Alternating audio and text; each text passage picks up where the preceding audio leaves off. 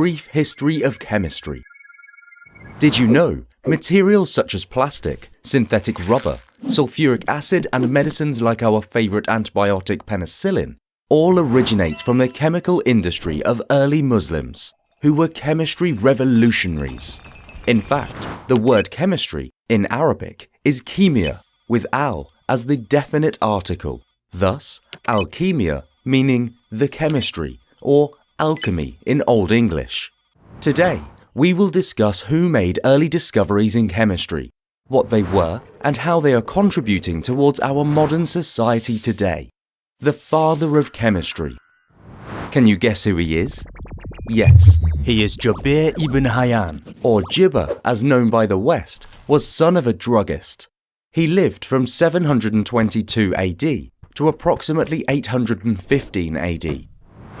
He spent most of his time in Kufa in Iraq and scientifically systemized chemistry. He devised and perfected many chemical processes like distillation, liquefaction, crystallization, sublimation, amalgamation, and filtration.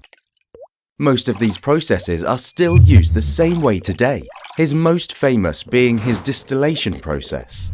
The glassware he used were also designed by him, most of which are still shaped the same way. He also built a precise scale which weighed items 6,480 times smaller than a kilogram, or 2.2 pounds.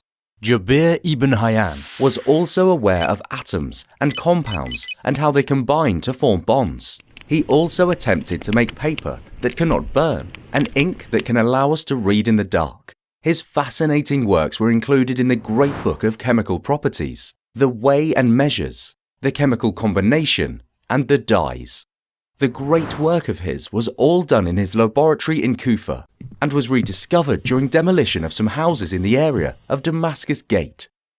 Al-Razi's Book of Secrets. Muhammad ibn Zakaria al-Razi was known in the West by Razis, who lived in Iran from 864 to 925 AD. He is famous for writing books like The Book of Secrets and The Book of Secret of the Secrets.